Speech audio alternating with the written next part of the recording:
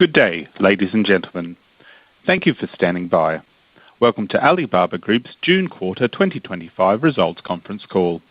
At this time, all participants are on listen-only mode. After management's prepared remarks, there will be a Q&A session. I would now like to turn the call over to Lydia Liu, Head of Investor Relations of Alibaba Group. Please go ahead. Good day, everyone. Welcome to Alibaba Group's June quarter 2025 earnings conference call. With us today are Joe Tsai, Chairman; Eddie Wu, Chief Executive Officer; Toby Xu, Chief Financial Officer; Jiang Fan, Chief Executive Officer of Alibaba E-commerce Business Group.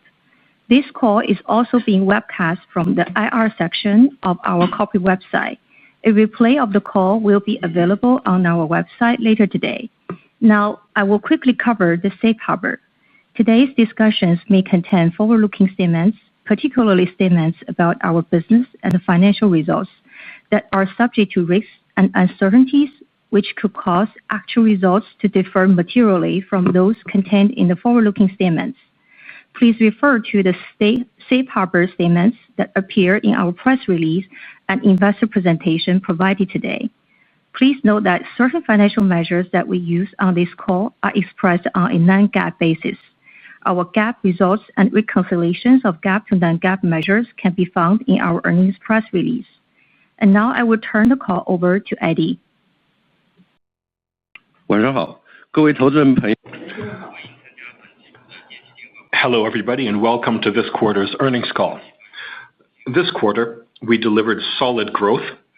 Excluding revenue from SunArt and InTime, our total revenue on a like-for-like basis grew 10% year-over-year. Revenue growth of our core businesses remained strong. Customer management revenue from our China e-commerce business rose 10% year-over-year. Cloud Intelligence Group revenue growth accelerated to 26% year-over-year, with AI-related product revenue maintaining triple-digit growth for the 8th consecutive quarter. Revenue from AIDC grew by 19% year-over-year. In AI plus cloud, the accelerated development of AI applications and increasing AI product adoption by customers drove a 26% year-over-year revenue increase from external customers. During the quarter, AI-related revenue accounted for over 20% of revenue from external customers.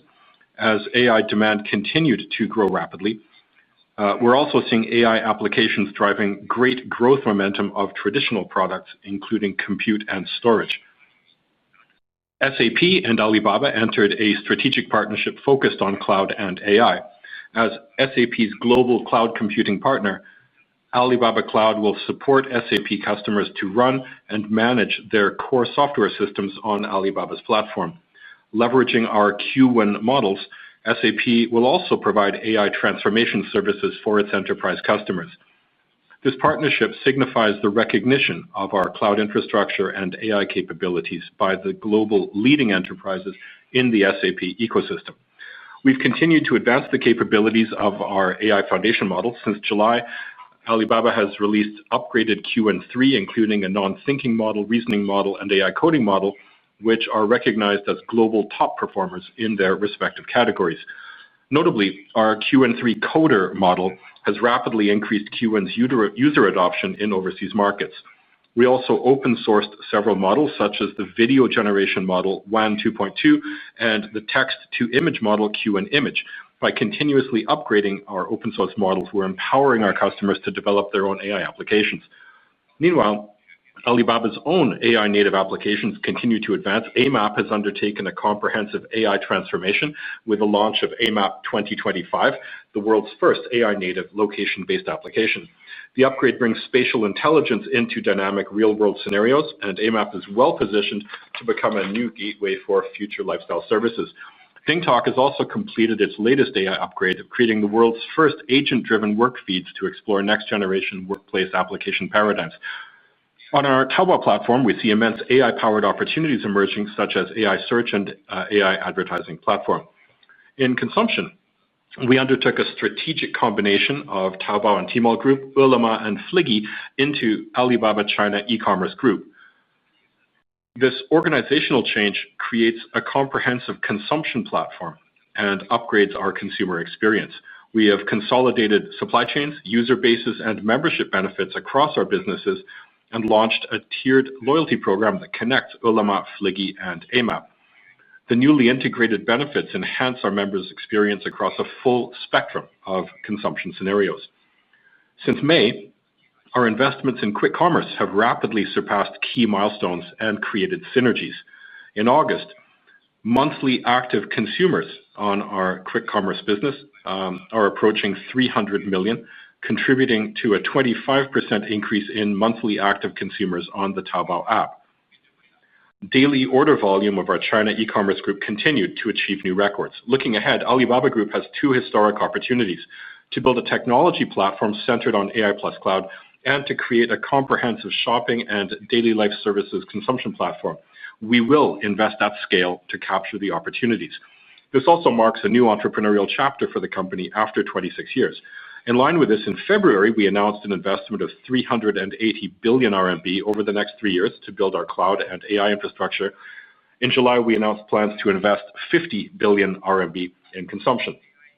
The transformative impact of AI on all industries, combined with a deep integration of AI and cloud, will present the most significant opportunity in the technology sector over the next decade. For Alibaba, we have the world's fourth largest and Asia's leading cloud infrastructure, along with full-stack technology capabilities spanning AI computing power, AI cloud platforms, AI models, an open-source ecosystem, and AI applications. This quarter, our CapEx investment in AI and cloud infrastructure reached 38.6 billion RMB. Over the past 4 quarters, we have cumulatively invested over 100 billion RMB in AI infrastructure and AI product R&D. Our investments in AI have begun to yield tangible results. This is evidenced by Alibaba Cloud's return to rapid growth driven by AI demand and our AI-enhanced experiences across consumer and enterprise-facing scenarios. So we're seeing an increasingly clear path for AI to drive Alibaba's robust growth. We're also well positioned in China, the world's largest e-commerce market and the most promising service consumption market. China has a well-developed e-commerce infrastructure, high population density, and strong demand for service consumption, providing a solid foundation for the integration of our quick commerce business and the Taobao app. We believe this convergence will fulfill consumer needs for a one-stop consumption experience and meet merchants' desire to serve consumers across multiple scenarios. It will enhance commerce efficiency and pave the way for an all-in-one AI assistant for consumption. Alibaba's strategic positioning in quick commerce has ambitions beyond competing in a single category. We aim to meet the one-stop consumption needs of our 1 billion consumers and shape business models of a comprehensive consumption platform in the AI era. In consumption, our long-term goal is to create a comprehensive consumption platform catering to our 1 billion consumers' full spectrum of shopping and daily life needs. We aim to offer the best experience to the largest consumer base with the highest purchase frequency, ultimately leading in an RMB 30 trillion addressable market. Over the next 3 years, Alibaba will embark on a new journey with an entrepreneurial mindset to drive robust business growth through sustained investments centered on the strategic areas of consumption and AI plus cloud. We're confident that these investments in the core business will sharpen our competitive edge and fuel long-term growth. Thank you. Thank you, Eddie. As Eddie said, we are embarking on a new chapter of entrepreneurship by investing in 2 strategic pillars of consumption in the AI plus cloud. These represent the 2 biggest long-term opportunities we are systematically pursuing. To reflect this sharpened focus, we have also adjusted our financial reporting accordingly. Starting from this quarter, we undertook a strategic combination of Taobao and Tmall Group, Ele.me, and Fliggy into Alibaba China e-commerce group, transforming our value proposition into a comprehensive consumption platform. This is not simply an organizational change. It's a major strategic investment aimed at redefining the consumer experience and unlock long-term value across our ecosystem. This quarter marked a meaningful progress on this front as we deepened investment in quick commerce, an increasingly essential use case for capturing new demand and shaping future consumer experience. Our quick commerce business achieved key milestones while contributing to the 25% year-over-year growth in the Taobao app monthly active consumers in the first 3 weeks of August. In tandem, we are building the AI plus cloud infrastructure to support the next wave of technological transformation, positioning Alibaba as a key enabler of enterprise AI adoption across industries. Our cloud business delivered accelerated growth as segment revenue and revenue from external customers both grew 26%, driven by surging AI demand and increased customer adoption of public cloud services to support AI workloads. At the same time, we remain focused on improving operating efficiency and profitability. In the quarter, AIDC delivered solid progress, approaching break-even while sustaining strong growth momentum. Now, let's look at the financial results on a consolidated basis. Total revenue was RMB 247.7 billion. Excluding revenue from Sun and Intime, revenue on a like-for-like basis would have grown by 10% year-over-year. The adjusted EBITDA decreased 14%, primarily due to our strategic focus on scaling quick commerce to capture new consumption patterns and drive future monetization opportunities, partly offset by margin improvements across several businesses, including AIDC and other units that made continued progress in operating efficiency. Our GAAP net income increased 76%, primarily due to the mark-to-market changes from our equity investments and the gain arising from the disposal of local consumer service business of Trendyol.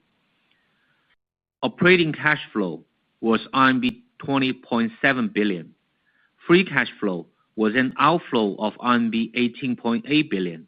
This was mainly attributed to our accelerated pace on expanding AI plus cloud infrastructure as CapEx ramped up to approximately RMB 39 billion, and the investment in Taobao Instant Commerce.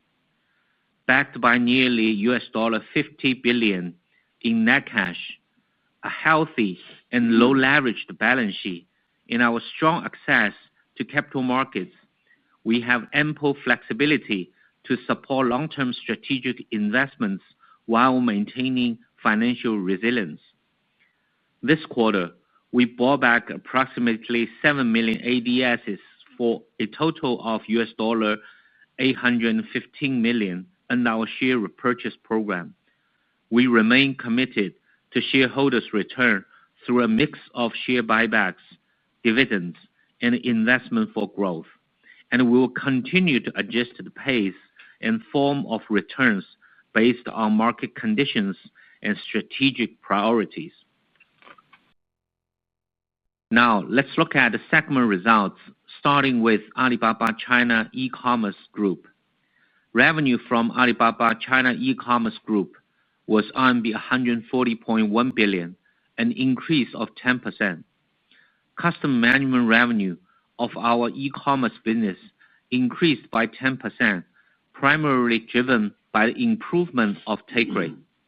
We had a successful June 18th shopping festival, which delivered strong consumer growth on the Taobao app. As we implemented user-friendly promotion mechanisms and increased the support for merchants that provide high-quality products and the customer services. The number of ADA VIP members, our high-spending consumers group, continued to increase by double digits year-over-year, surpassing 53 million. Revenue from our quick commerce business increased 12%, mainly due to order growth as a result of rollout of Taobao Instant Commerce at the end of April. Since its launch, we have seen encouraging business progress, reflecting strong user adoption and growing order momentum. In the meantime, we have expanded our product offerings and front warehouse coverage for non-food categories as part of our efforts to improve user experience and enhance operating efficiency. We executed our plan to generate synergies between quick commerce and the rest of Alibaba's ecosystem by leveraging supply chains, users, and membership benefits across our businesses. In August, Taobao App launched a tiered loyalty program that connects Alibaba Group's China e-commerce, quick commerce, and travel platforms. The adjusted EBITDA from Alibaba China e-commerce group decreased by 21%. Excluding the investments in our quick commerce business, our Alibaba China e-commerce group EBITDA has grown year-over-year. Revenue from AIDC grew 19%, primarily driven by strong performance in cross-border businesses. AIDC's adjusted EBITDA loss narrowed significantly, approaching break-even. As we continue to improve our operating efficiency, the UE of Choice and the Trendyol's international business improved significantly on a sequential basis. Looking ahead, we are committed to enhancing operating and investment efficiency. As a result, our profitability will continue to improve. Cloud segment revenue grew by 26%, primarily driven by public cloud revenue growth. AI revenue continued its triple-digit growth.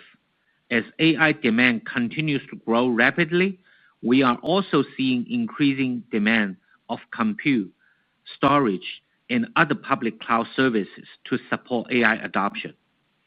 The adjusted EBITDA margin remained relatively stable year-over-year at 8.8%. We will continue to invest in customer growth and technological innovation, including AI products and services, to increase cloud adoption for AI and maintain our market leadership. As previously mentioned, we have updated our segment reporting to better reflect our focus. We simplified the financial reporting structure by reclassifying Cainiao, Amap, and Hujing DME into all others. All other segment revenue decreased by 28%, primarily due to the disposal of Sunna and Intime.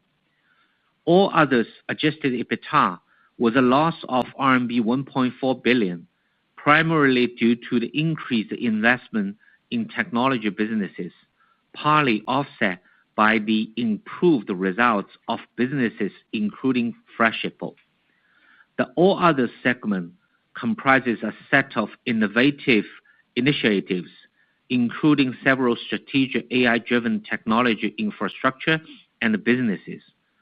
While we continue to drive efficiency improvements across business lines, we are also investing in AI opportunities to maintain our competitive edge and to drive future growth.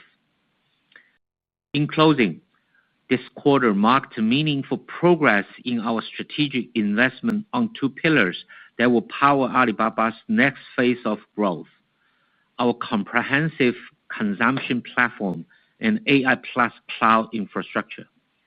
In commerce, the integration of multiple businesses under Alibaba China e-commerce group is driving stronger synergy across supply chains, user networks, and membership programs, enabling us to better serve evolving consumer needs and capture long-term growth potential. In cloud, revenue growth accelerated on the back of robust AI-driven demand. As we expand infrastructure capacity, we are helping more customers deploy and scale their AI workloads. We are investing with clarity and conviction on the two historical opportunities ahead: AI and domestic consumption. Our commitment of RMB 380 billion technology investment reflects our long-term ambition to build infrastructure essential for AI proliferation, while our focused expansion in quick commerce is designed to unlock new demand and long-term consumption potential in China.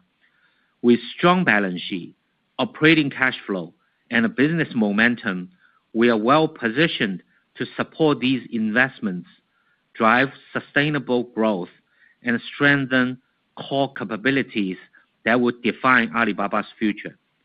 Thank you. That's the end of our prepared remarks. We can open up for Q&A. Hi everyone. For today's call, you are welcome to ask questions in Chinese or English. A third-party translator will provide consecutive interpretation for the Q&A section. Please note that the translation is for convenience purpose only. In the case of any discrepancy, our management statement in the original language will prevail. If you are unable to hear the Chinese translation, bilingual transcripts of this call will be available on our website within 1 week after the end of the meeting. 大家好，今天的电话会欢迎您用中文或英文提问，我们会有第三方工作人员提供实时的交替传译，翻译目的是方便大家理解。如有任何疑义，请以我们管理层原始语言所做的陈述为准。如无法听到中文翻译，本次电话会议的双语记录将在会议结束后1周内在我们的网站上提供。Operator, please start Q&A session. Thank you. Thank you. If you wish to ask a question, please press star then 1 on your phone and wait for your name to be announced. If you wish to cancel your request, please press star 2. And to give more people the opportunity to ask questions, please keep yourself to no more than 1 question at a time.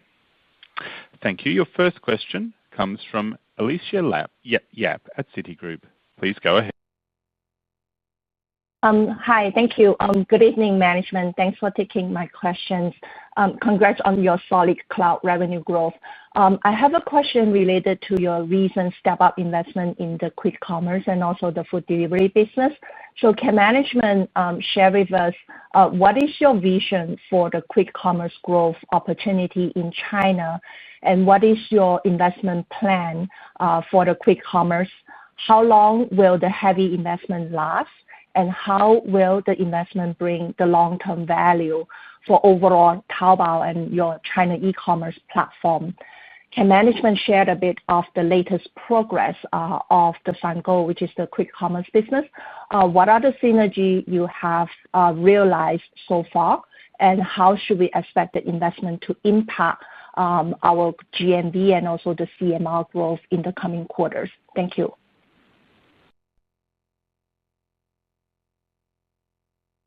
管理层晚上好，感谢接受我的提问。也祝贺你们取得的云收入方面很强劲的增长。那我想提的问题呢是关于即时零售淘宝闪购这一方面最近投资加大，那么是不是可以请管理层分享一下对于在中国的这个即时零售增长机会你们有什么愿景？对即时零售有什么投资计划？当前这种大额的投入会维持多久？那么这样的投资会不会带来长期的价值？迄今为止，你们已经实现了什么样的协同效应？而我们应该怎么去考虑呢？这个投资对 GMV 的影响？接下来几个季度对 GMV 的影响以及对 CMR 增长的影响。谢谢。感谢你的问题。我首先回顾一下我们在闪购业务上的一些阶段性进展。同时我也会分享一下我们对闪购业务后面的一些预期。淘宝闪购上线4个月以来，首先我认为我们在用户、商户运营、物流建设、市场营销方面都取得了成功。特别是7月份开始，我们在订单规模、用户、商户供给、运力规模上都远超预期。只看外卖到家的订单份额，我们已经领先行业。我想跟大家分享几个具体的数字。第一，我们的日均订单峰值达到 1.2 亿单，那8月份我们的周日均订单也达到了8000万单。第二，从用户侧来看，闪购整体的月度交易用户买家达到了3亿，那么对比4月之前增长了200%。从商户供给来看，过去一段时间，随着业务规模的快速增长，大量新用户、新商户加入淘宝闪购，尤其是优质供给达到了行业领先水平。在运力规模方面，淘宝闪购日均活跃骑手数已经达到200万的规模，比4月份增长3倍，这也意味着我们创造了超过100万个新的就业。在上个季度我也讲过，我们闪购第一阶段的目标首先是用户规模跟心智，经过过去几个月的发展，我们第一阶段的目标已经超预期实现。Thanks for your question. Let me begin by reviewing some of the progress we've made so far in our instant commerce business, and then share our expectations for instant commerce going forward. Since we launched Taobao Instant Commerce 4 months ago, we believe that we've been highly successful in engaging users and merchants, building logistics capabilities, and marketing. From July onwards, in particular, the growth of order volume, user scale, merchant supplies, and delivery capacity have all exceeded expectations. In fact, if you just look at the food delivery to home category, we are now already the market leader in terms of orders. Let me share some figures. First, our peak daily order volume reached 120 million, and weekly average daily orders reached 80 million in August. Second, user scale. Quick commerce monthly active consumers, MAC, reached 300 million in August, representing 200% growth compared to before April. Third, merchant supply. The rapid growth in business scale has also attracted new merchants to join Taobao Instant Commerce. High quality merchant supply in particular has reached industry-leading levels. Fourth, fulfillment capacity.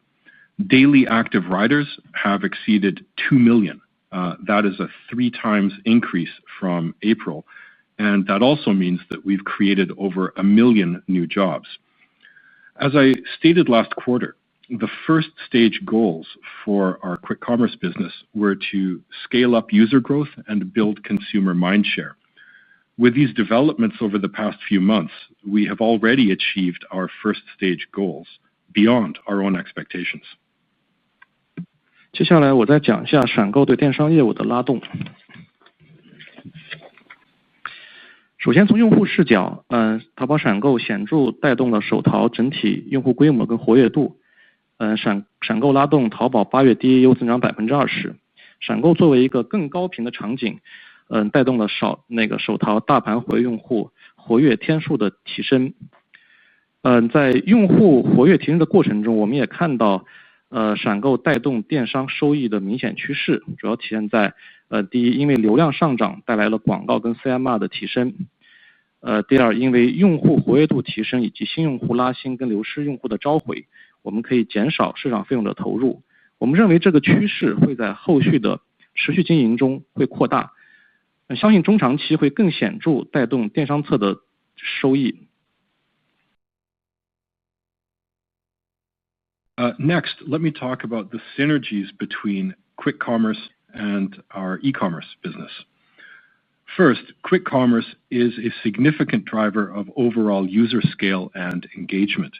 In August, quick commerce drove 20% growth in the Taobao app's DAUs. The high frequency pattern of quick commerce has also contributed to a significant increase in average purchase days per user. With the increase in user engagement, we are seeing a clear trend of quick commerce driving incremental income for our e-commerce business. Specifically, first, the growth in traffic drives advertising and CMR growth. Second, as a result of heightened user engagement, incremental new user acquisition, and customer re-engagement, we can reduce sales and marketing expenses. We expect this trend to continue and to expand in our ongoing operations, and are confident that it will drive significant incremental income on the e-commerce side. 接下来我想就大家特别关心的闪购的经营效率和优异方面分享我们的看法。首先关于经营效率，我认为不能抛开规模谈效率。那么过去我们的订单规模是同行的1/3，在很多省市，我们过去的份额甚至低于20%。在这样一个巨大的市场份额差距下，谈论效率没有意义。目前来看，闪购已经达到了规模领先，我们会快速提升我们的经营效率。同行在外卖行业做得非常优秀，尤其是效率方面，我们正在努力缩小这一差距。在效率方面，我们的提升空间是巨大的，分短期跟长期看。短期内我们的损益收敛主要来自于几个方面，包括第一，用户结构的优化。过去4个多月，我们投入大量市场费，带来了大量的新用户，但新用户在获取阶段，需要更高的投入。我们的新用户留存非常好，随着老客的比例快速提升，平台优异会随着用户结构而优化。第二，订单结构的优化，我们在下一阶段会持续推动高价值订单的比例，消费者的高价值的正餐订单以及零售订单的比例都在提升。随着平台整体 AOV 的提升，也会带来整体优异的优化。第三，履约效率跟成本的优化。前期我们订单规模激增4倍的过程中，我们的首要任务是保证用户体验。因为短期运力不足，7、8月份我们对运力做了额外的大规模投资。随着后续一旦平台的订单规模稳定之后，我们的物流成本会显著下降，带动平台优异进一步优化。Next, let me share my views on the operating efficiency and unit economics (UE) of quick commerce, because I know these are aspects to which you pay special attention. First, when talking about operating efficiency, you cannot disregard scale. In the past, our scale was just 1/3 of our peers, and in many cities and provinces, our market share was even lower than 20%. With such a huge gap in market share, it's meaningless to talk about efficiency. Now, however, our quick commerce business is leading in scale, and we can quickly improve our operating efficiency. Our peers have achieved excellent performance in the food delivery industry, especially in terms of efficiency, and we are now actively working to narrow that gap. Our scope to improve efficiency is substantial. Let's look at it in the short term and then in the long term. In the short term, our losses will narrow primarily driven by the following. Number one is optimization of customer mix.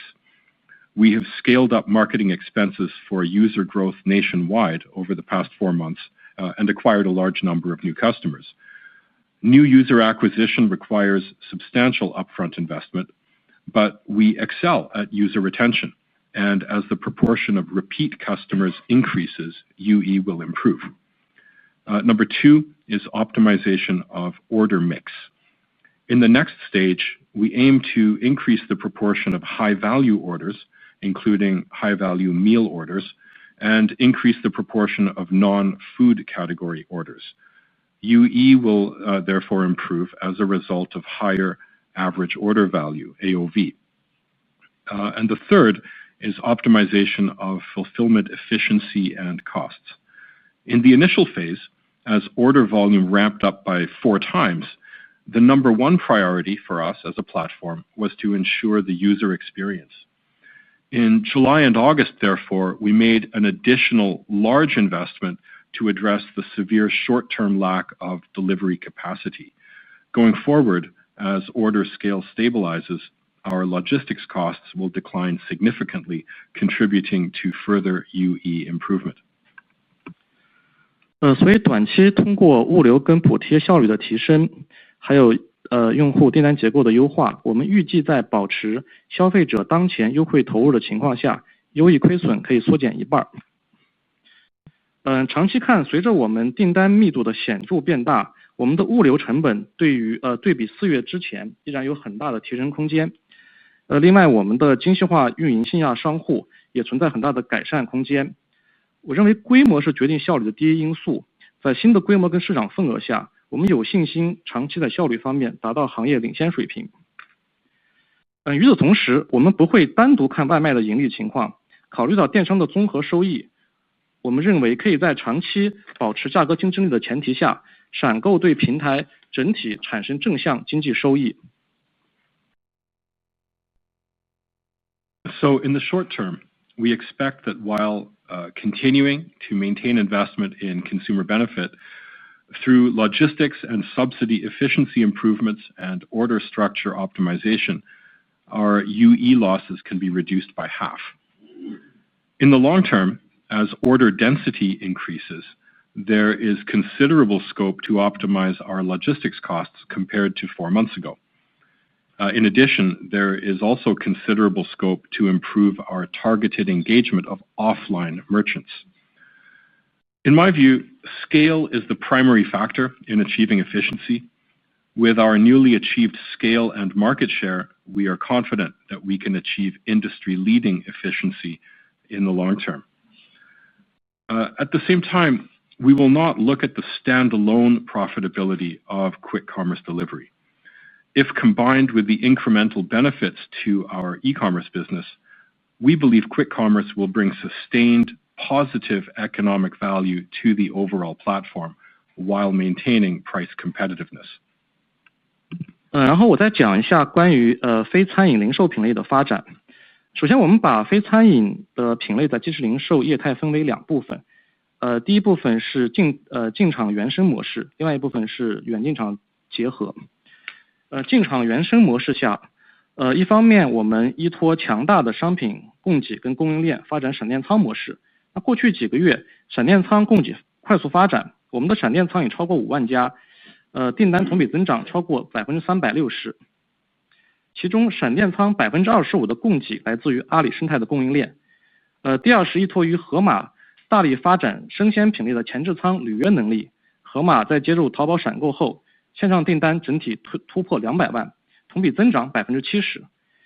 在远进场结合方面，天猫超市将全面从B2C 原厂模式升级为进场闪购模式，在保持原厂价格竞争力的同时，实现更快速的配送时效体验。Next, let me talk about development of the non-food category. In quick commerce, we divide non-food deliveries into 2 parts. One is the original hyperlocal quick commerce e-commerce model, and the other is e-commerce, a hybrid model of quick commerce plus e-commerce. On the hyperlocal side, we have leveraged our abundant supplies and strong supply chain to develop a lightning warehouse model. Over the past few months, supply in these warehouses has rapidly expanded. We now have over 50,000 lightning warehouses with order growth of over 360% year-on-year. 25% of the supply in these lightning warehouses comes from supply chains within the Alibaba ecosystem.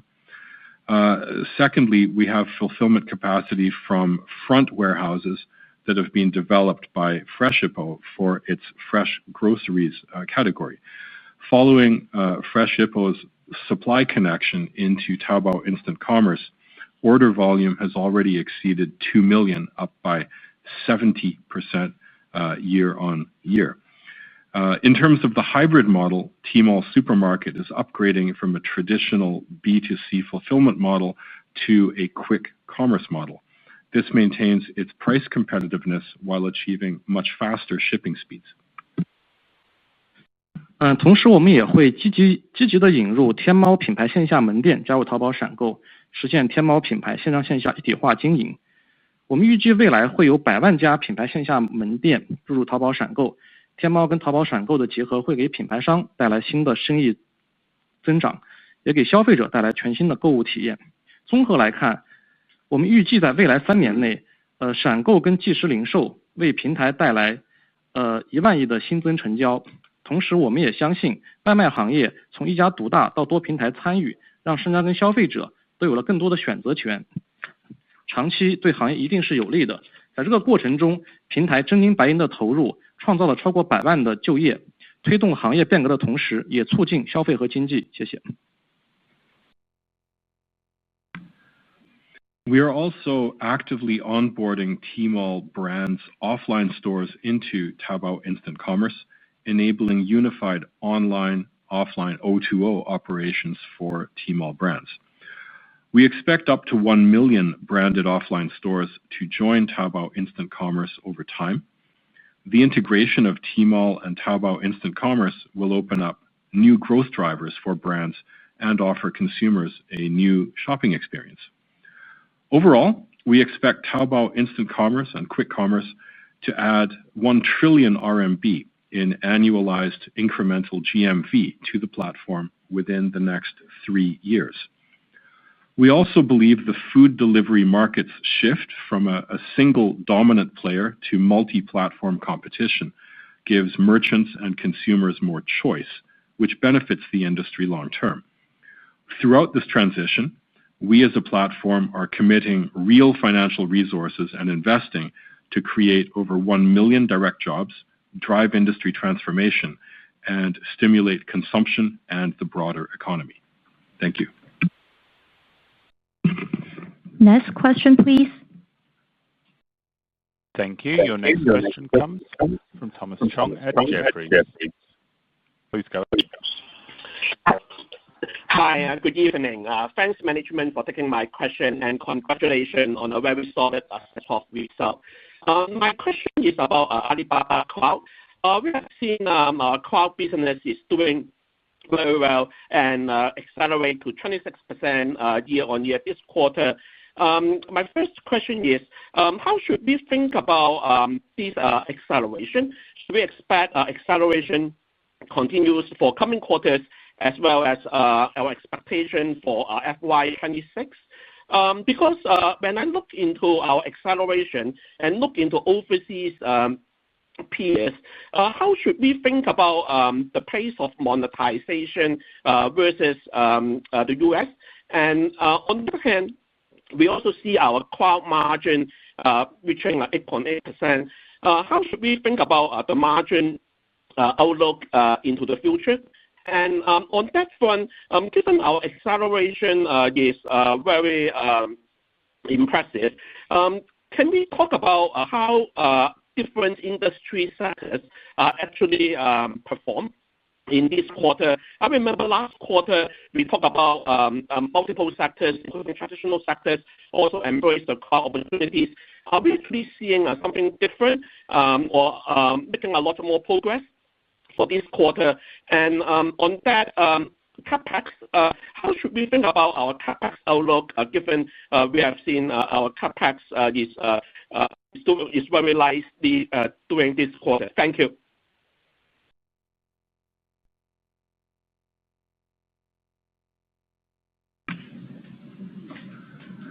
好，感谢管理层接受我的问题，也祝贺你们本季度取得的扎实的业绩。我想提的问题呢是关于阿里云这一方面。我们看到云业务现在表现很好，那么本季度增速是达到同比的 26%。那我第一个问题是想了解我们应该如何思考它的这种增速的加速，接下来几个季度或者说整个26财年会不会继续保持这样的增速？那么考虑到这种增速并对比海外比如说我们跟美国相比，我们应该如何思考呢？我们的变现率的一个速度。另一方面，我看到我们云的利润率现在是达到 8.8%。那么未来的利润率的展望，我们应该怎么去思考因为一方面我们的增速非常的快。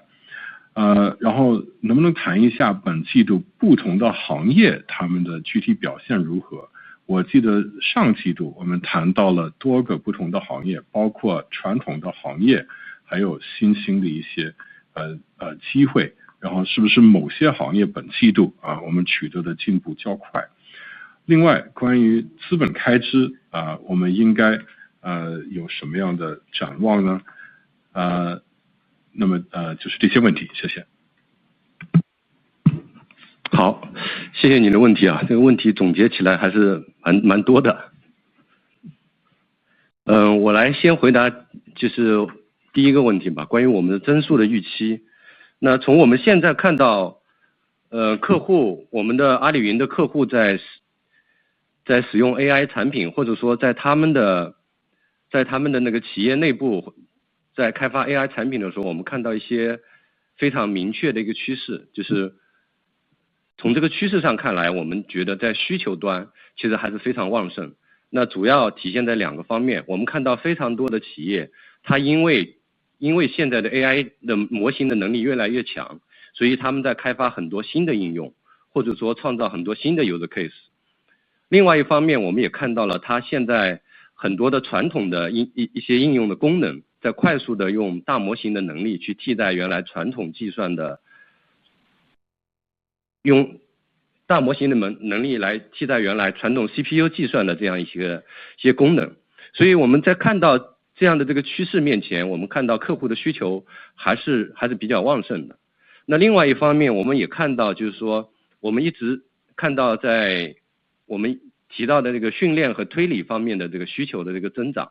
那我们在最近几个季度看到了，除了在推理方面的需求的快速增长之外，我们看到在训练方面也有一些新的一些行业的观察。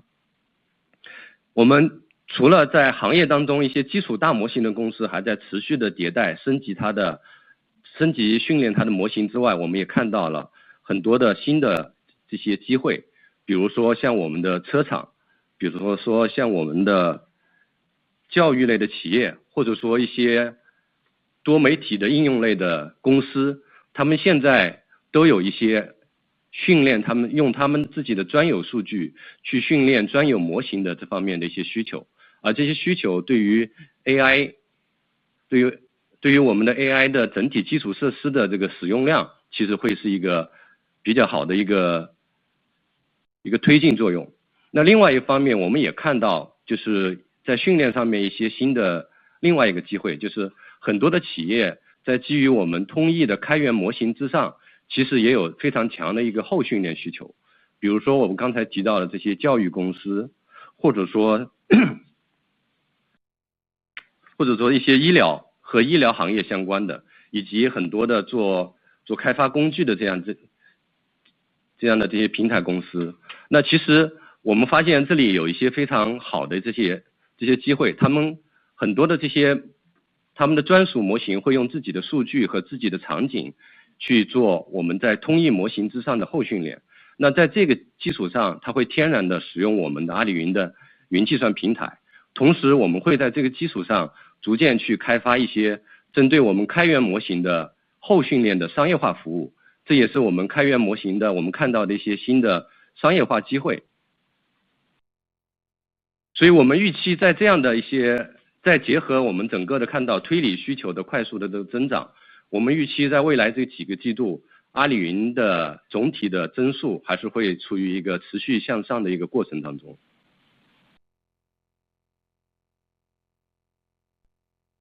Okay, thank you very much for those questions. And in noting them down, I saw there were quite a few questions, but let me start with the first one regarding the outlook for our growth rate. So we certainly see a very clear trend among our customers in terms of utilizing AI products.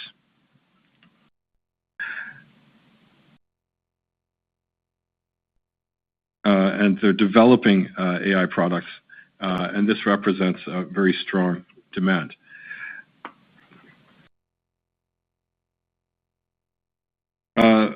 First of all, as AI model capabilities continue to strengthen, more and more new AI applications are being developed and applied into more and more new use cases.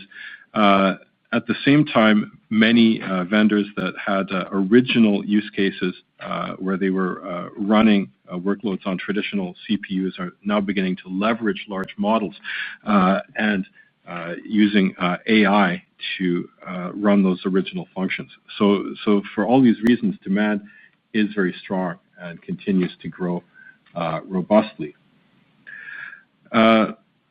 In recent quarters, we've seen fast growth in inference workloads, as well as continued growth in training and in inferencing. Over the past few quarters, apart from that rapid growth in inferencing, we've also observed some new industry trends on the training side. Apart from the large fundamental models that continue to be upgraded in the market, there is also a lot of training that is taking place and creating new opportunities. For example, automobile vendors, for example, companies in the education sector, or companies in the multimedia application space. They all have training requirements. They're leveraging their own proprietary data to train proprietary models to meet their demands. And that, in turn, is driving higher utilization of our overall AI infrastructure. So this is a very strong boost to infrastructure use. At the same time, we also see new opportunities around training, whereby companies are leveraging our open source models, and they have a lot of training demands in doing so. For example, we mentioned education companies as well as companies in the healthcare sector, and companies that are creating development tools, platform companies. So we see a lot of excellent opportunities with these proprietary models where they're leveraging their own data and their own to meet their own use cases by performing post-training or fine-tuning of our Q1 models. And on that basis, they're making use of our Alibaba Cloud computing platform. And at the same time, on that basis, we can also begin gradually to develop commercialized services, post-training services for our open source models. 好，您说的一个对标海外市场的商业化节奏以及我们的毛利率，其实我觉得可以归结为是一个问题吧。那我觉得这个问题的回答来说，我其实还是从我们的一个判断说起，就是我们现在看到的一个我们自己对中国云计算市场的一个判断，我们觉得由于 AI 对于云计算这个市场的这个趋势的这个变革，我们觉得在市场集中度会比传统的云计算市场的集中度会有一个很大的提高。因为 AI 技术的这个出现，导致于开发者在开发应用需要的技术栈会多很多，从而会偏向选择具备全方位技术产品组合的厂商，尤其是在每一项单项产品上都具备领先能力的厂商。而阿里云在传统的计算、存储、数据库、大数据产品上具备优势。同时我们在新的 AI 技术栈、AI 算力和 AI Infra、AI 的模型能力具备全方位的领先优势，所以我们对开发者还具有更友好的开源生态。因此就现阶段来说，我们的目标是在中国市场获得超越平均市场增速的一个增速，用好 AI 时代的机遇，继续扩大阿里云的市场份额。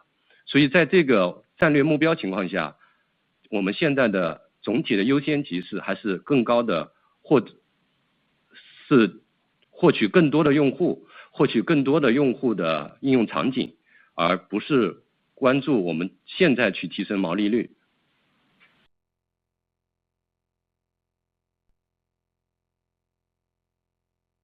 Your other question had to do with gross margin and benchmarking against what we see overseas.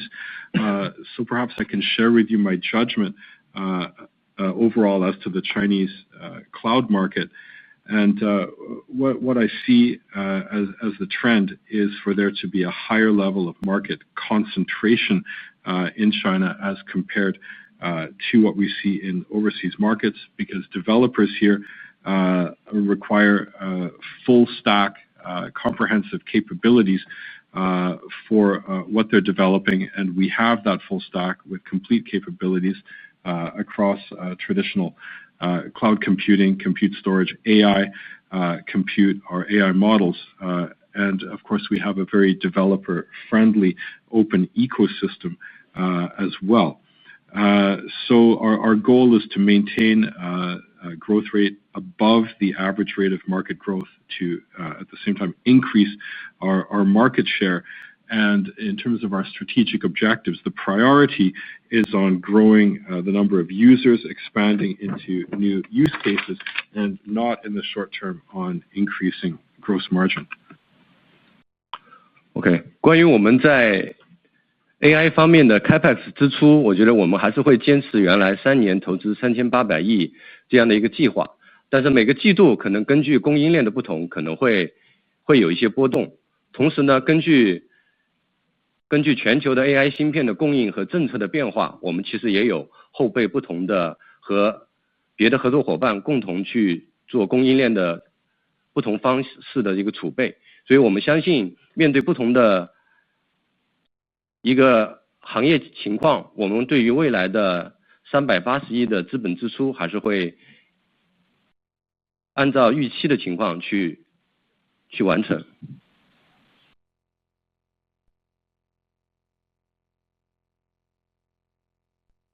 3800亿的。So turning now to the question about our CAPEX, capital expenditures on AI. We will continue to implement our 3-year plan to invest 380 billion in cloud and AI. However, based on the supply chain situation in different quarters, there may be a quarter-to-quarter fluctuation. At the same time, based on changes in policies around AI chips and supply, we have backup plans in place to work with various different partners and to be able to respond to different situations in respect of supply chains.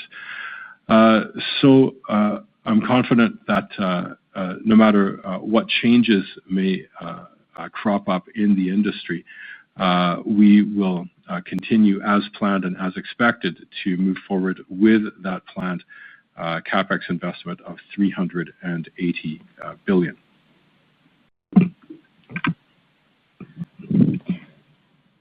Next question, please. Thank you. Your next question comes from Kenneth Fong at UBS. Please go ahead. Hi, good evening management, and thanks for taking my question. Given the cross-selling that we have seen already achieved in our food delivery part, do we plan to ramp up the in-store part of local service, i.e. 到店业务? Because we noticed that Alibaba Koubei in-store coupon have been stepping up promotion in certain regions. So how should we think about any further investment or expand in this in-store part of business in the coming months on top of the food delivery? Thank you. 好，管理层晚上好，感谢接受我的提问。那么鉴于呢，我们在外卖板块所看到的就已经实现了的这种交叉销售的成果，那我们会不会计划加大本地生活服务中的到店这个内容，到店消费的内容？我们也注意到饿了么口碑这个消费券的促销计划在某些区域在加强，然后我们应该如何思考就是到店业务接下来几个月的新的投资或者是新的扩张？谢谢。对，我回答一下这个问题就是那个首先我想讲到，就是刚才因为我们的闪购业务的这样的一个规模，我们每天的这个闪购业务的频道的这个用户已经是非常大的一个规模了。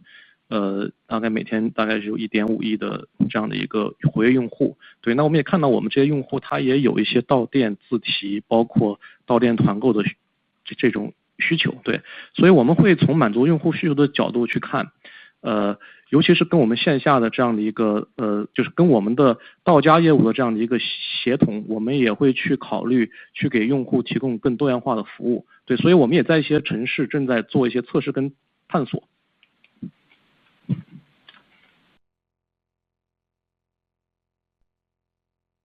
Yes, thank you. Let me take this question. So the first thing I would say is that this is very much connected to the scale that we have achieved in quick commerce that I just shared with you.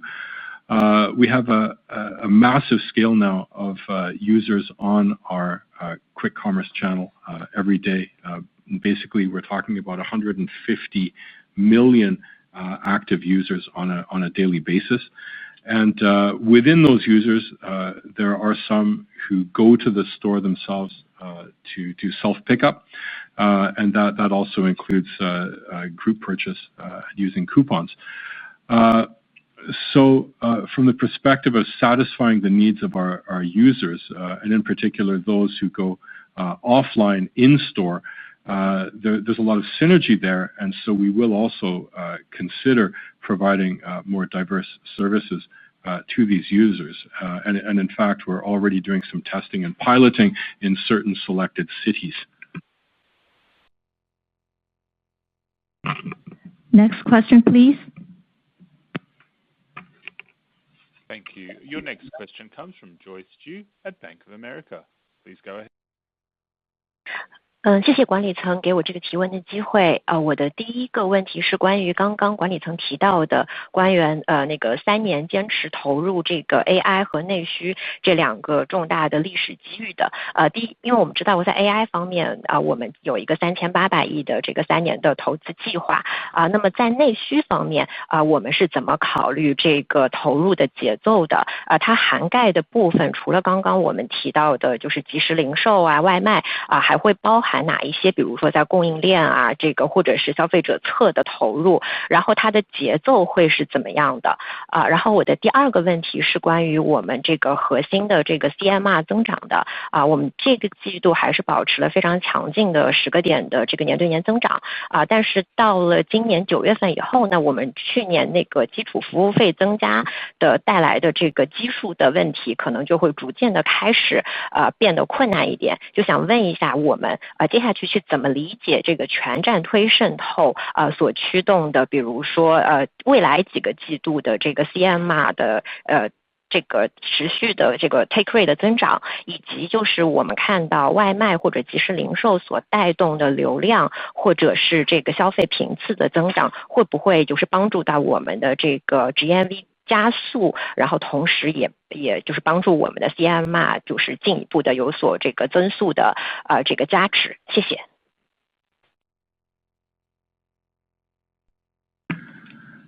Thank you, management, for taking my question. My first question has to do with the pace of investments going forward. You mentioned your commitment to the 3-year plan to invest 380 billion in cloud and AI. I'm wondering if you could also tell us about your investment plans going forward on the commerce side, on the consumption side. What will the pace of those investments look like? And apart from investing in quick commerce, what other investments are you contemplating, for example, in supply chains or in users? And what will the pace of those investments look like?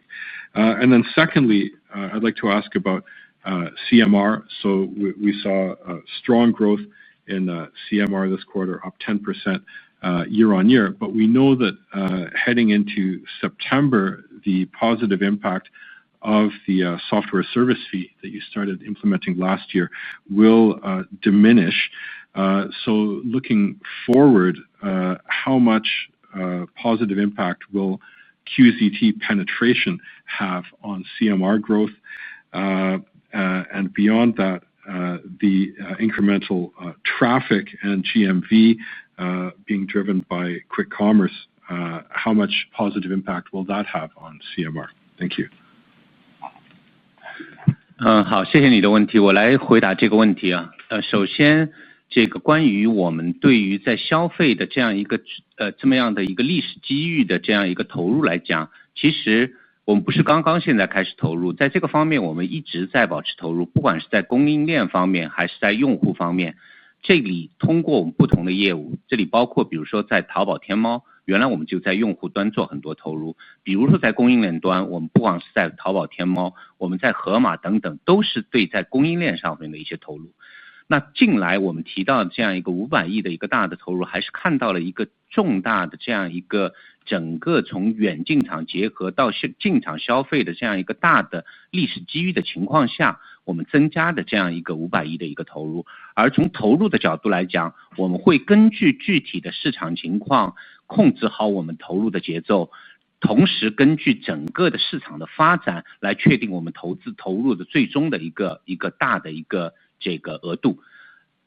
这样的一些投入最终使我们过去的投入加上这次的投入，最终使我们拥有了很强的在消费市场的这样一个能力，也让我们能在这次做这样一个整合，能合在一起抓住这样一个历史机遇。所以这是在消费端的一个投入的我们整体的考虑。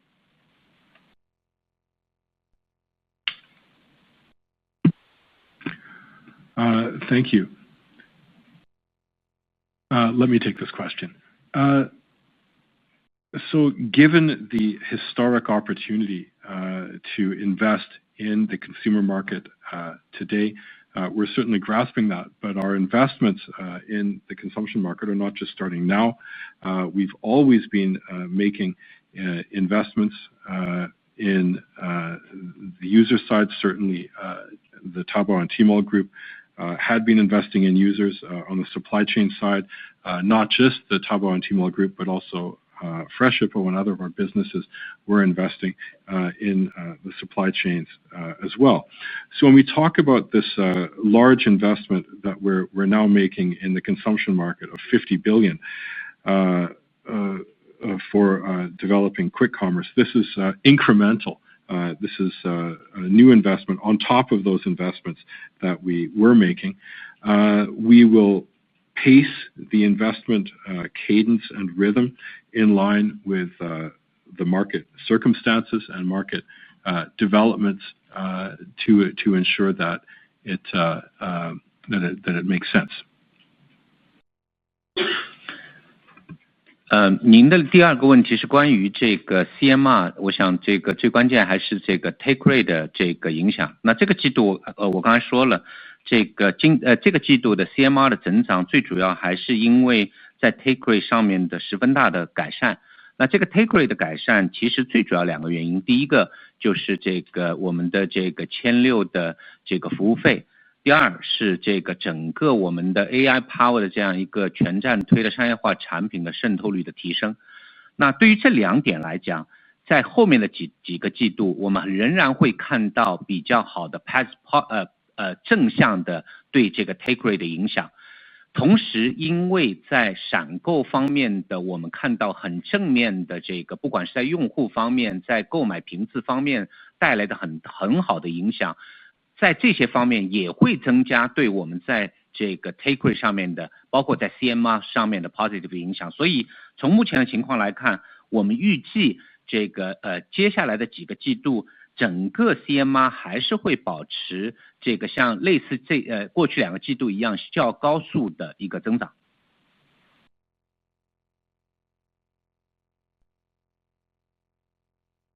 Thank you. So your second question had to do with CMR, and I think that the key point there was the impact of take rate. So in this quarter, as we said, CMR growth was positive and robust, and this was mainly because of a large increase in take rate. And there were basically two major reasons for that. One was the 0.6% software service fee, and the other is QZT, which is itself powered by AI, continuing to achieve deeper penetration. I think that in the coming quarters, we can expect to see also positive impacts on CMR from these aspects. At the same time, there will be positive impact on CMR from quick commerce as well, where we're driving user growth as well as higher user frequency, which will result in higher take rate. We would expect that in the coming couple of quarters, you can expect to see relatively rapid growth in CMR as you are now seeing.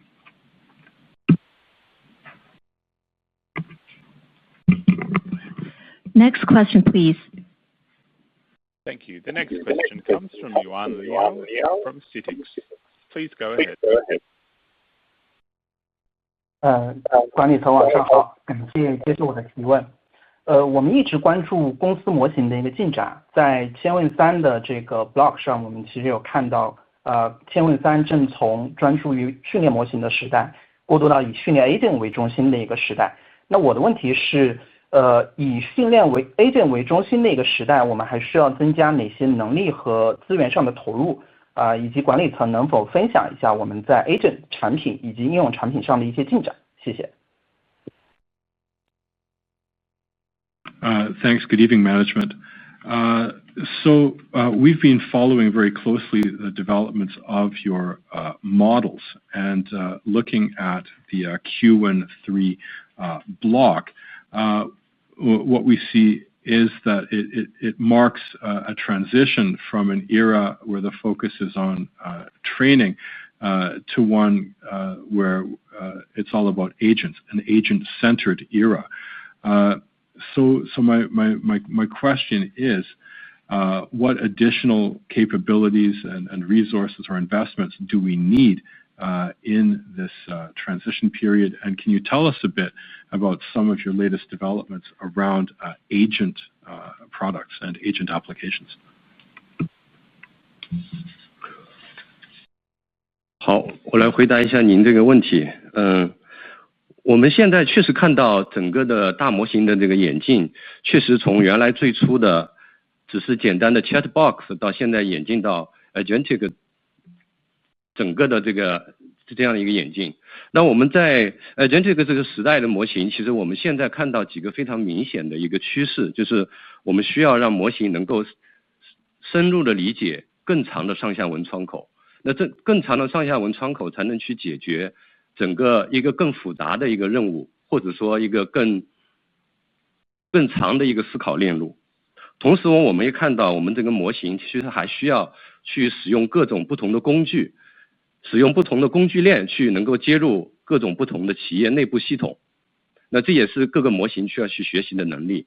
那另外一方面，由于 AI agent 的这个爆发，我们其实也看到我们在 agent 的使用，或者说 agent 的这个背后的这个基础设施，其实也是对云计算厂商一个新的机会。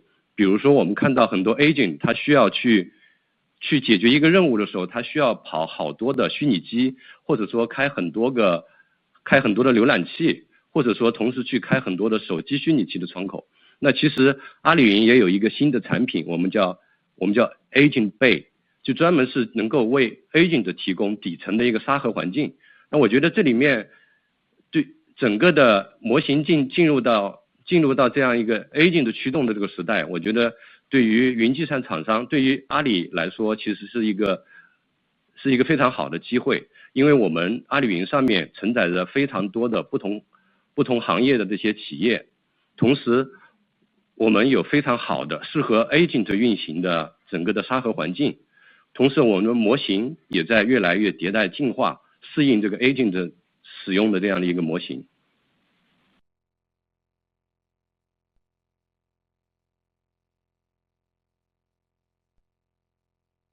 Thank you. Let me take that question.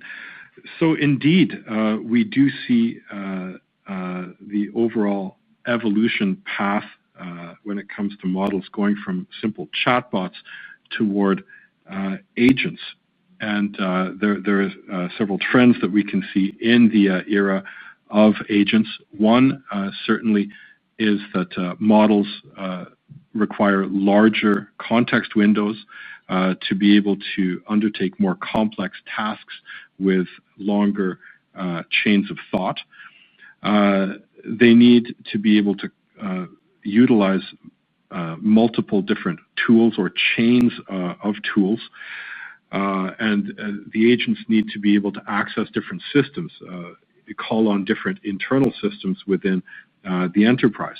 So these developments also create new opportunities for us as an infrastructure provider. Many of these agents will need virtual servers, or they'll need to have many browser windows open simultaneously, or they'll need many mobile virtual machines and sandbox environments.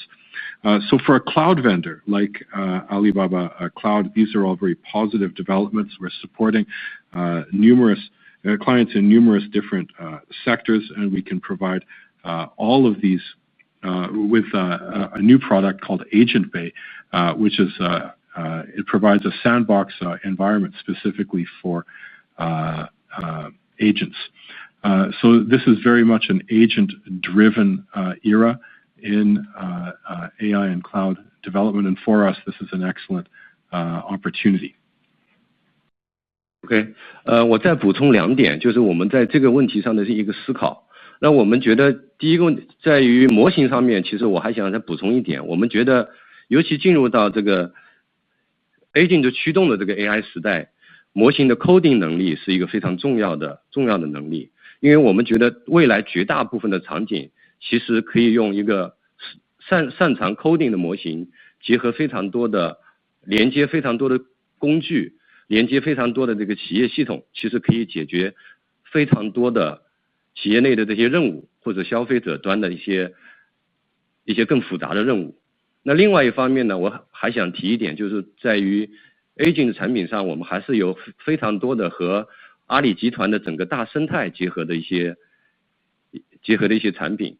比如说我们现在的非常多的企业，电商企业它需要一些客服端的产品，那我们现在阿里云除了在提供基础的算力和基础设施之外，其实我们也在协同像淘宝、像钉钉、像高德、像我们的支付宝，这样去提供更多的能够在业务层面去自动化解决任务的一些工具。那通过这些工具使得我们这些企业开发的这些 AI agent 能够更好的解决它企业内的这些任务。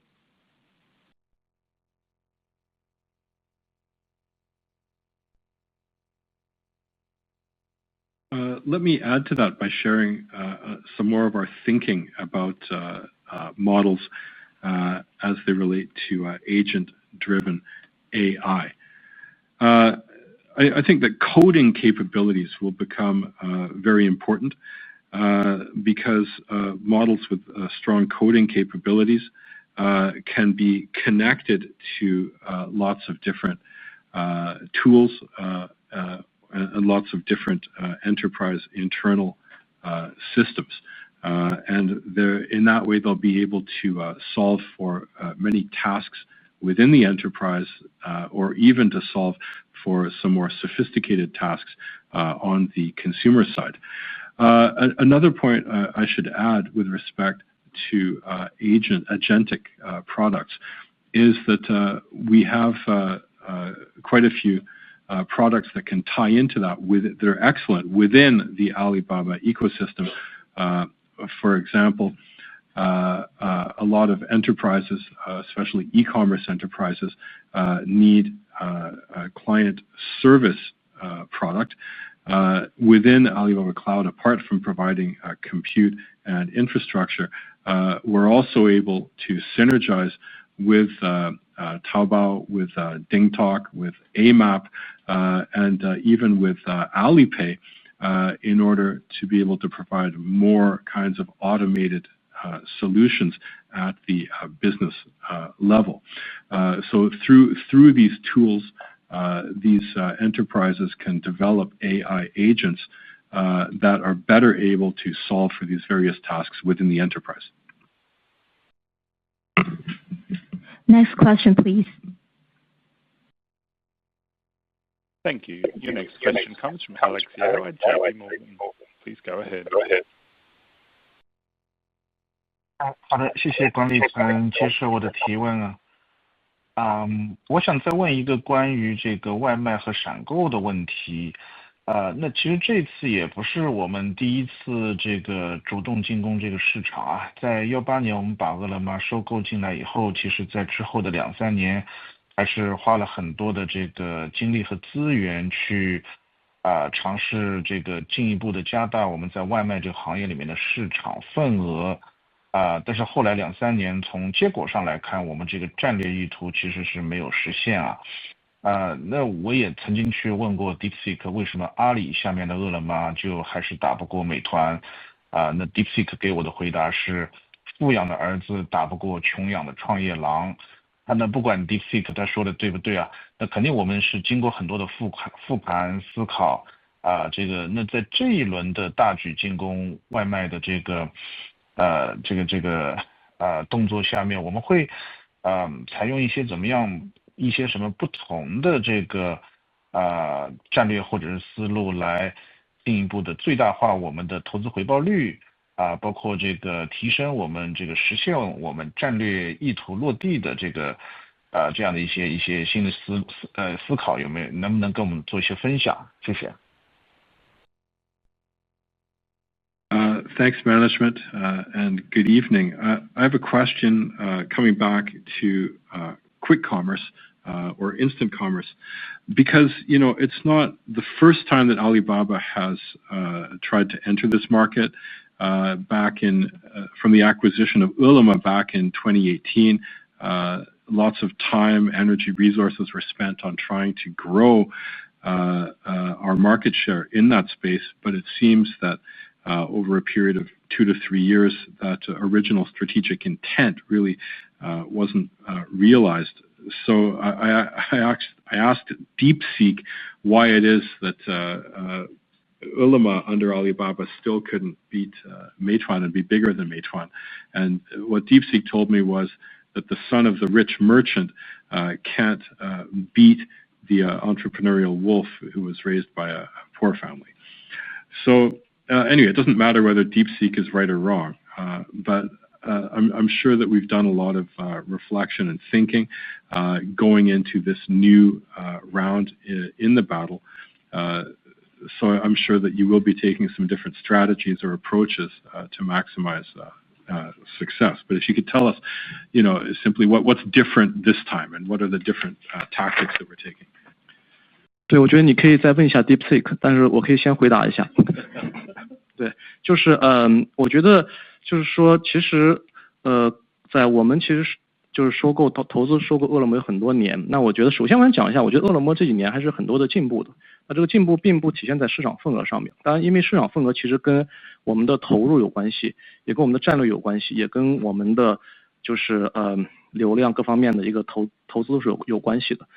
但是饿了么这一年，我认为在整个的就是基础能力建设上面还是有非常大的这个提升的，否则我们也淘宝闪购也不可能在这么短期取得这么快的一个进展，对吧？我们也不太可能说从零开始在4个月左右时间做到1.2亿单，并且这1.2亿单还能非常好的一个用户体验去送出去。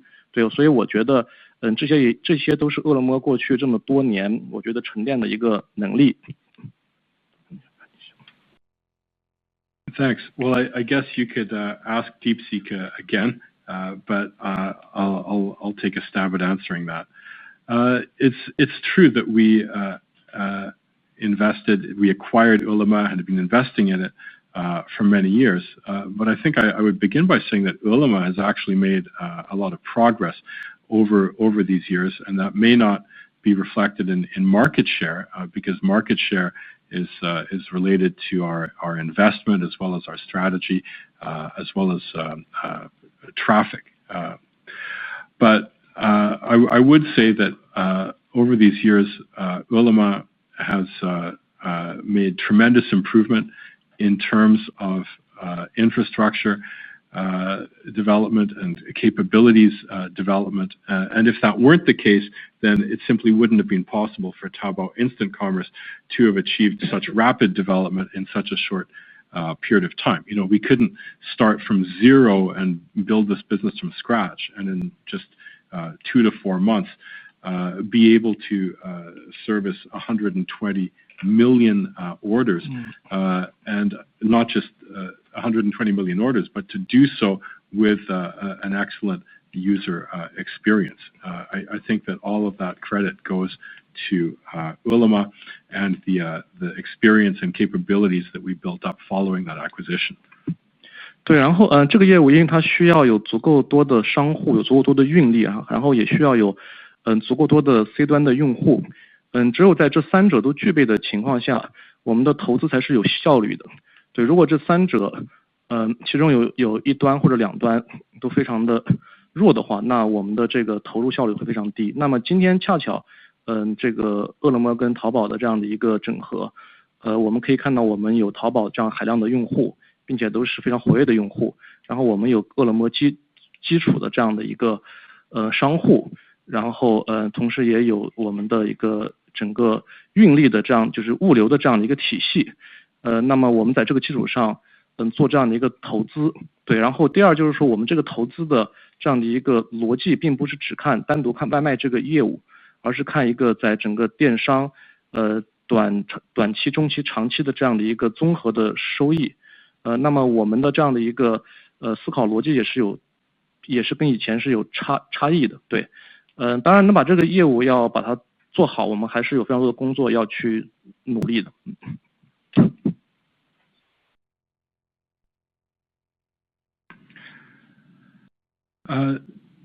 To get this business right, you need to have enough merchants, you need to have enough fulfillment capacity or delivery capacity, and you need to have enough consumers, users on the consumer end.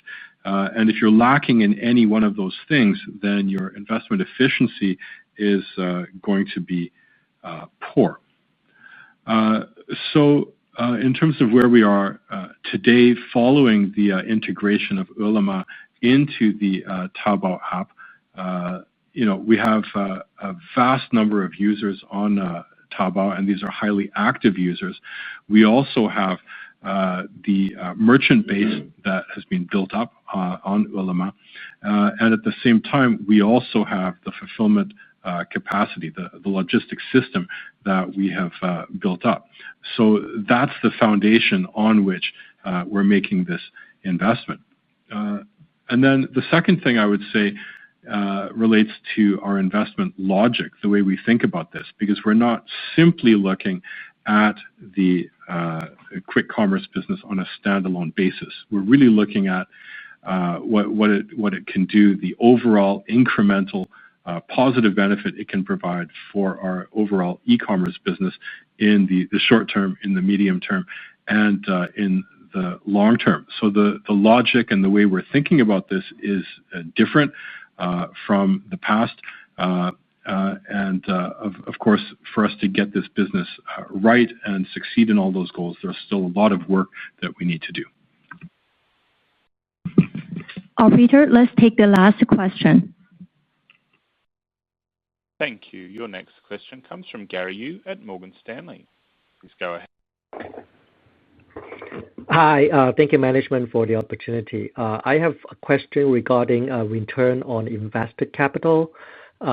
Given that we are now spending, close to 50 billion in, probably a couple of months on quick commerce, how should we look at the, rate of return of invested capital from this investment? Because I would imagine if the same amount were to be spent on something on AI, maybe with, much bigger TAM and much bigger,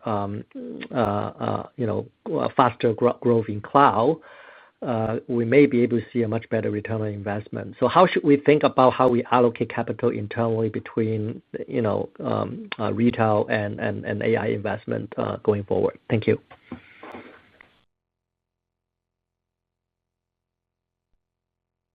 好，感谢管理层给我提问的机会。我的问题是关于投入资本的回报率。看来呢，我们就是几个月的时间在即时零售方面大概投入接近500亿。那我们应该怎么看待这些投资的一个就是回报率？因为我想，如果把同样的这些钱我们投在比如说在 AI 这一方面因为云这个增速更快而且呢这个潜在的市场规模这个所谓的 TAM 可能也更大，所以在内部来讲，我们如何在零售和 AI 这两者之间分配我们的投资这一方面，你有什么想法？好的 Gary， 我来回答这个问题，谢谢这个问题。我想首先这个我想不管是今天 Eddie 这边我这边，我们都提到了，我们现在看到了这个2个历史性的最大的机会。第一个就像你说的 AI， 第二个就是我们刚才不断的在提到的在消费这里的一个机会。而在消费这里一个机会，又是因为从原厂到进厂到即时零售这样一个大趋势带来的这样一个历史机会。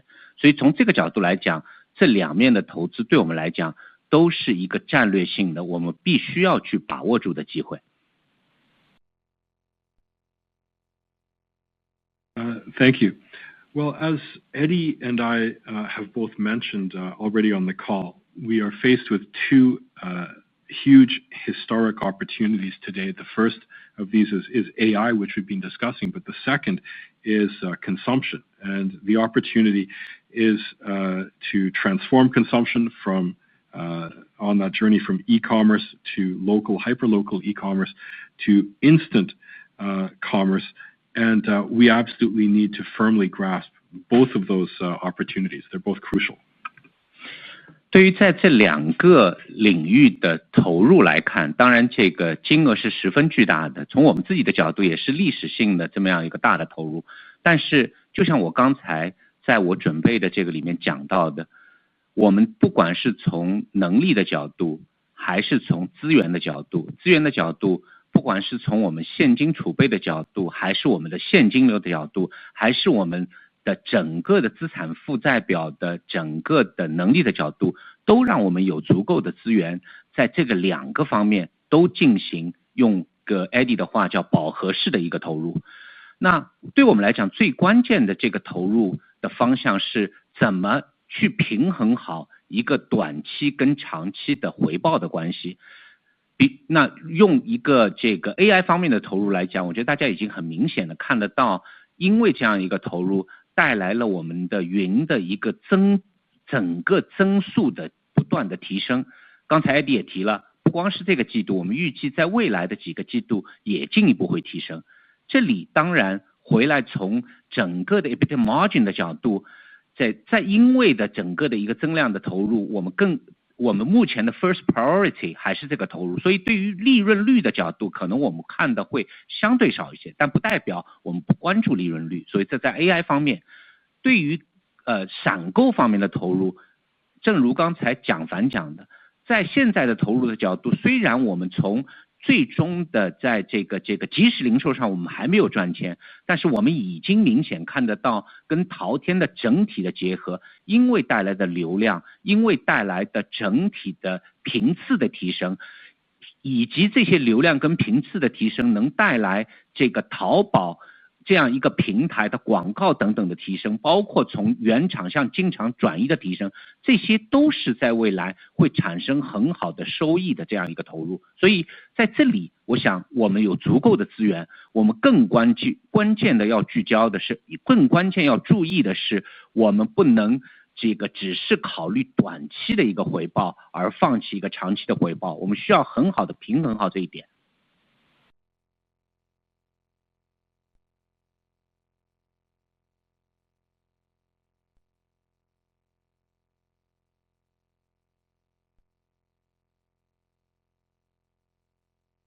So in terms of our investment in both of those areas, of course, we're talking about very substantial, very large investments.